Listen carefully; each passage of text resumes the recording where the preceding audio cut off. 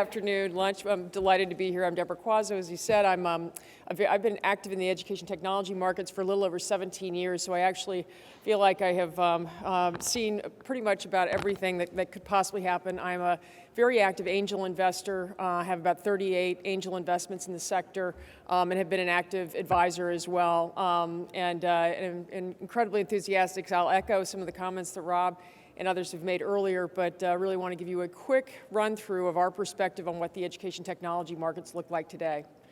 Anyway, for those of you who grew up in the 1960s as I did, this was my favorite consumer product, Mr. Bubble. There's been a lot of discussion across the technology sector about whether we're in a bubble, and I want to specifically address what we see in education technology today. We'll sort of start with this. The education sector is an enormous economic sector. It's 9% of GDP, $1.5 trillion, second only to healthcare. That being said, the sector faces enormous challenges, many of which all of us have heard about, but just to recap a few. Today, and I'm going to focus on the U.S. market as just sort of the example, only 57% of U.S. high school graduates are college ready today. That means they achieve a 21 or better out of 36 on the ACT. Yes, out of 36. Additionally, there is a statistic called the national average 10-year college attainment rate is only 18%. That means that a student entering the 9th grade in the U.S. today has only an 18% chance of receiving a college degree in a 10-year period from 9th grade. That is amazing. Another incredibly important part of the challenge is that the poorer you are, the less likely you are to graduate from college. If you come from the top income quartile, you have a 75% chance, the bottom income quartile, 8% chance. This is an inequality that is not sustainable.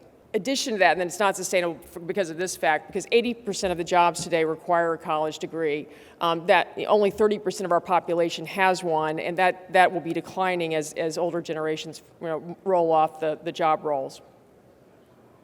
And finally, another complication for this is that millennials are projected to have 15 jobs in their lifetime careers. That means they will need to be educated and re-educated. There's no more filling up your gas tank, as my partner likes to say, in college and riding off into your lifetime career. You're going to need to be in a constant mode of education and re-education.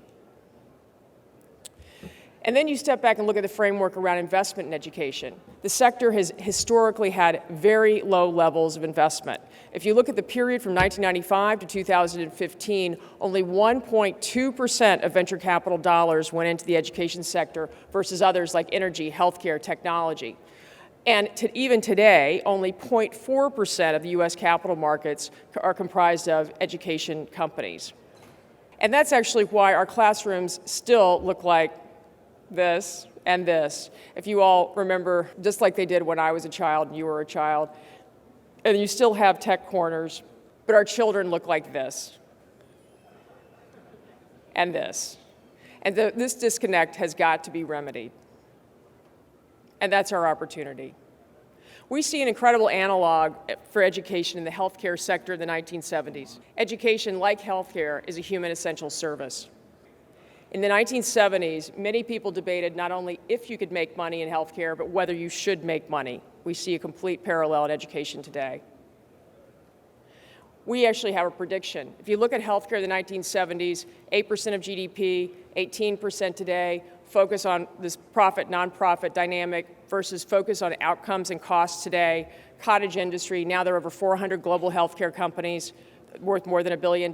Technology light, now ubiquitous technology, and a much larger share of U.S. capital markets. We expect to see the same thing as innovation capital flows into the education markets. A growing portion of GDP, focus on outcomes, and I'll get more into that. Going from a cottage industry to more companies worth more than $1 billion, as they talked about on the previous panel, light technology to ubiquitous technology, and growing share of the U.S. the global capital markets, actually. And we were actually seeing lots of early green shoots around this. If you look at it, and I look at this around the question of, is education investment finally what we call legitimate? Does it stack up to other critical sectors of the growth economy? And what we've seen is a 28.9% compound annual growth rate in investment in education, which is a very positive trend. $1.8 billion last year. We're on track to close $2 billion of financing this year from venture and growth funding into the sector. This actually stacks us up pretty comparably with the clean tech sector, where we're actually really right neck and neck and increasingly reducing the gap with the biotech sector, which still sits, $3 billion ahead of both of the other two sectors. But we believe at the current growth rate, EdTech can eclipse this gap or can reduce this gap greatly. And we do believe that the issues being addressed by education technology are just as important as the issues being addressed by the biotech and clean tech sectors. We see incredible activity from leading VCs, the kind of venture capitalists who are typically early and typically right, not always right, but typically right. And so we see Benchmark and Bessemer and Greylock and Kleiner Perkins and NEA and Redpoint and Sequoia and others coming into these markets with real substantial investment dollars. We also see incredible leadership from growth equity players. Inside Capital, for example, has over $1 billion invested in education technology across a wide portfolio of companies. They really believe that the digitization of education is the most important investment trend they have going on in their portfolio today.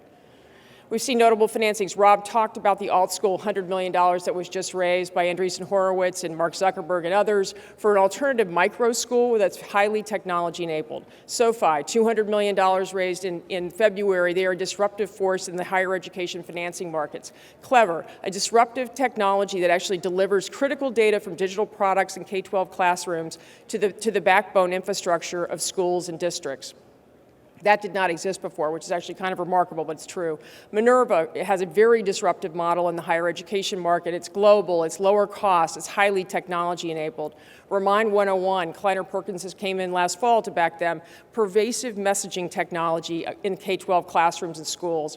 Pluralsight, a large platform for education for high-end programmers, $135 million raised last August.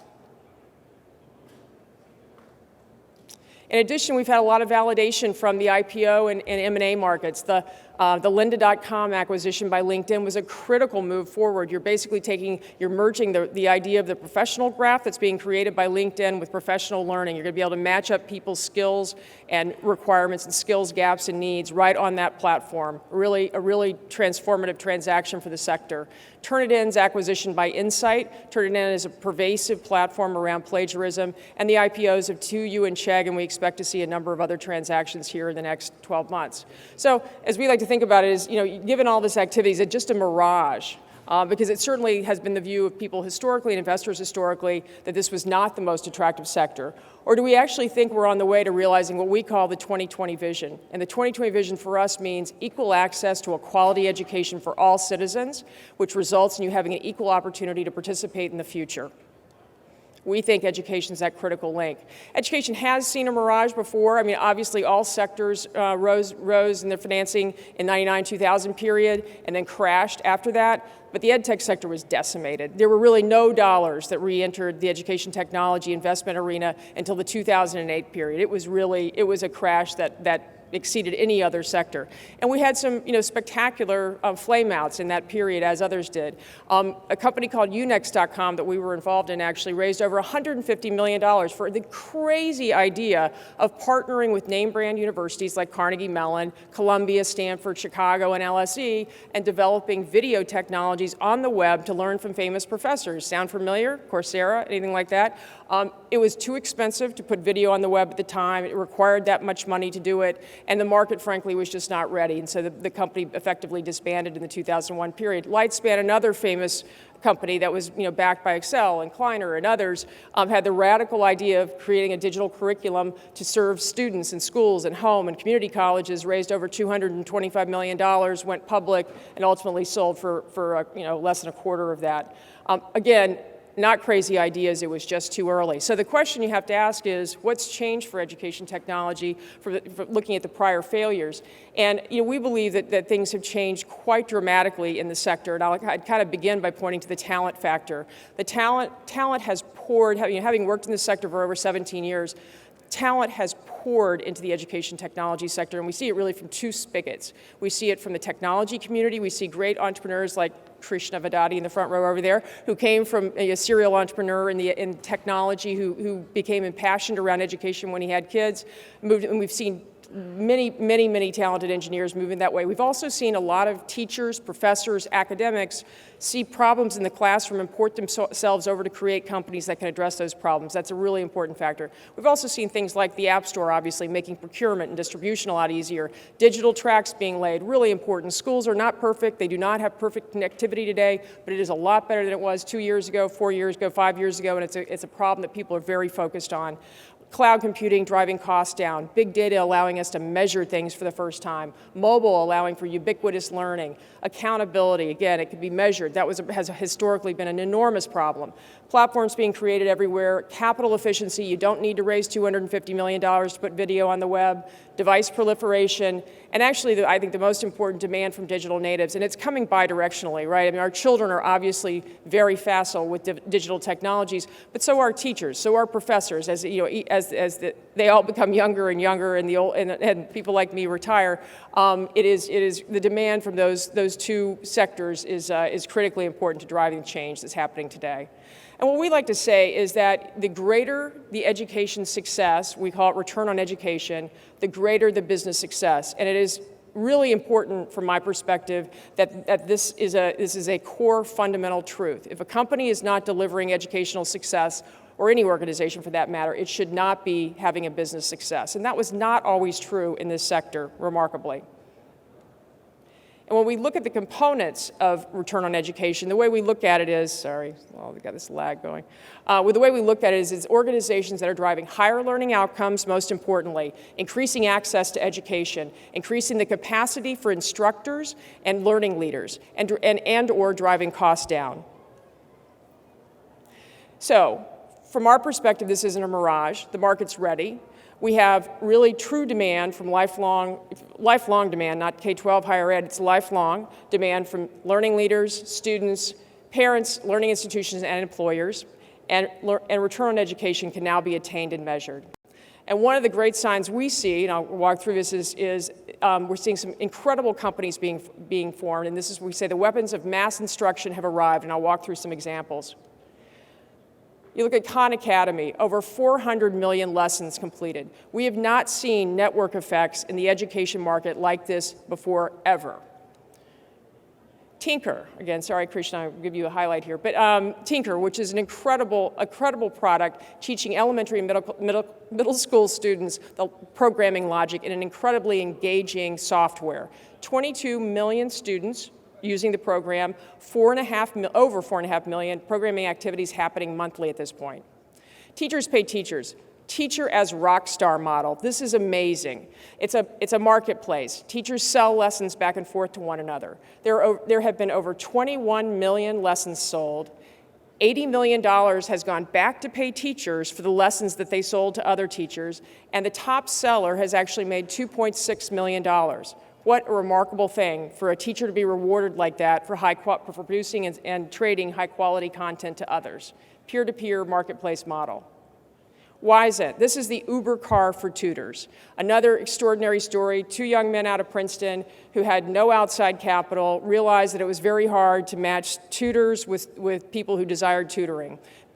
Created this logistics model, 75,000 tutors on the marketplace today, 3.6 million hours of tutoring have been delivered, over $100 million in tutoring sessions have happened.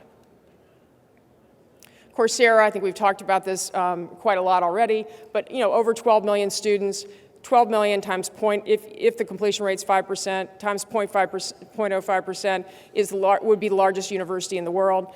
And they did actually achieve the first million users faster than Facebook achieved their first million users. Edmodo, another platform company Rob Hutter's an investor in, classroom platform, collaboration, content, learning, 50 million users, 220,000 schools, a freemium model. Newton, one of the leaders in the adaptive learning movement. Personalization is a key theme here. They are working in the K-12 higher ed. They're content agnostic. They partner with universities and publishers. They have over 9 million students, 15 billion recommendations served so far. Class Dojo, a very unique classroom-based platform that works from a positive reinforcement perspective on behavior. I visit schools every week. Teachers love this product. They've never had something that they can help manage their classroom in a very positive, reinforcing way, and parents also love it. 35 million users, over 1 million classrooms. Lumosity, brain training, learning, really important. You heard that theme. You'll hear it again. Over 60 million members, 180 countries. Quizlet, another great story, started by a young man in high school, went to MIT for 3 years, realized he'd learned enough and went back home to take care of Quizlet. They're at over 15 million monthly users at this point. It's a peer-to-peer model. Students and teachers create quizzes, and they trade it. It's a remarkable business, and all of my kids used it. It's incredibly popular, both in K-12 and in higher ed. Mastery Connect, another terrific business. It's an assessment platform. Teachers use it. It allows a teacher at the end of every day to know exactly where every single student in their class sits in terms of mastery of concepts across the entire curriculum map. So they can then go in the next day and have a very personalized focus on where each individual student needs to sit. 22 million students. They are in 85% of school districts at this point. And finally, this is my shameless self-promotion slide. I'm also the co-host of the ASU Education Innovation Summit. This is the summit we just held in April. It's our 6th year. We've actually seen, it celebrates education innovation across the spectrum. We have at our centerpiece 270 EdTech entrepreneurs, some of whom are here today. But we've seen a 49% compound annual growth in attendance, and we really hope this is not a mirage. And finally, our partner ASU, interestingly, when we began our partnership with them on the summit 6 years ago, they had 4 technology partners. Today, if you go to their website, you'll see in their online programs, they have over 130 technology partners, which is, I think, speaks to the phenomenon that we have going on in a very real way in the marketplace today. So just to reiterate, the sector to us is on an incredible trajectory. The greatest risk to the sector, in our view, is that we fail to deliver our return on education at scale. And how do we achieve, a return on education? What are the themes? What are investment themes? Obviously, there are a lot of megatrends going on across the global economy, whether that's internet, freemium, social, peer-to-peer, the cloud, network effects. But within education, we actually focus on a number of critical themes. The first is Kaizen EDU, using the Japanese term around continuous improvement. We, again, believe that we are all going to become continuous learners. It is going to be critical for you in your job. It's going to perhaps hopefully be critical for you in your life. We also think there's a phenomenon called knowledge as a currency. It's no longer about your high school transcript and your college diploma and your business school degree. You're picking up knowledge in everything that you do, whether you do a dev boot camp or you do any other sort of learning. And it's very important that there's liquidity around your credentialing. So credentials become a much more robust part of your resume and a robust part of your sort of qualifications. And we see knowledge as a currency as a very big trend. Hollywood meets Harvard. This is kind of where we look at what Hollywood does so effectively in terms of engaging the audience, making you remember things, and having an incredible impact in a way that education has not historically. So we're looking for companies that can actually leverage some of the learnings out of Hollywood. We don't want to get into the edutainment game, but there are real engagement things that can be learned out of Hollywood and delivered into the education marketplace. And you're seeing a number of companies have positive results with that. Personalization, already mentioned this, but incredibly important theme. If you're a teacher in a low-income district like Chicago, you're standing in front of 40 kids whose abilities have such extraordinary range that you just really can't even imagine. From in a 4th grade class, a child who's reading at the kindergarten level to a child who's reading at the 6th grade level. So the ability to use technology to actually personalize learning and give the teacher the leverage to be able to focus on the kids who need the most help is a really, really important development, not only in K-12, but across the whole spectrum. But really, really key. Brain 2.0, the things going on in the cognitive sciences need to come into education products. We've seen a little bit of that, and we hope to see more, but something we very much focus on. Mobile, obviously critically important. We're seeing it everywhere. You can't walk into a classroom without seeing kids on a phone or on an iPad. Even in our most impoverished districts, we're seeing real traction there. And big data, because big data is allowing us to measure things, and it's allowing us to personalize and do everything else. So these are the critical trends that we focus on. So I like to say, education can get, and I did it in the front of the slides, although that was hard on the technology side, there's really depressing news that we constantly are barraged with in the education sector, but there's actually quite a bit of good news, and I apologize for being parochial. I'm going to use a couple of examples out of my hometown in Chicago, but the reason that we believe this is actually working is because we're seeing it work. So you can look at KIPP schools in Chicago. We serve 3 schools, 2,500 students, 99% free and reduced lunch, so a really impoverished community. They have implemented a very sophisticated blended learning system. This is just an assortment of the products and tools that they use, everything from Khan to Tinker to others. And of course, they pair that with extraordinary teaching leadership. I think it's a thing that cannot be underscored enough. This is not about replacing teachers. This is about getting tools and products into the hands of teachers to give them the kind of leverage they need to accelerate results. And here you can see what happened.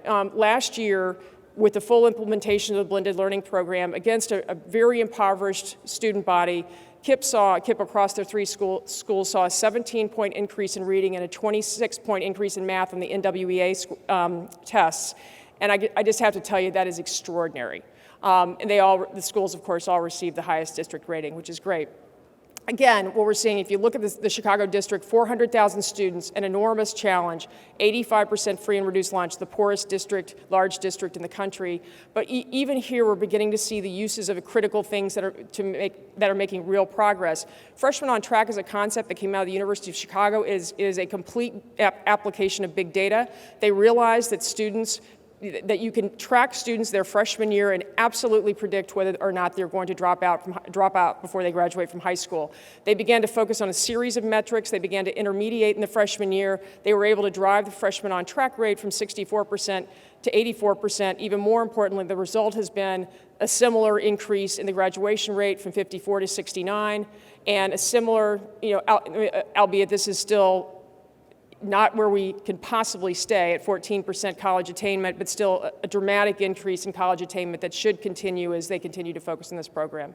So with that, I'd say that we do believe that we can see the 2020 vision, the ability to deliver an equal education for all of our citizens, which will result in everyone having an equal opportunity in the future. We think there is an oasis there that is achievable. We also believe that we won't get there without technology as an accelerant. Certainly technology is not the silver bullet. It is only technology in the hands of great educators, whether it's K-12, higher education, or lifelong learning, but we do think it's a critical component. And so here, again, the 2020 vision, and I think including, I would say that if this is a bubble, then I like it. We do not view this to be an education technology bubble. We actually think this is marketplace readiness, and that the timing is now for the market to move forward.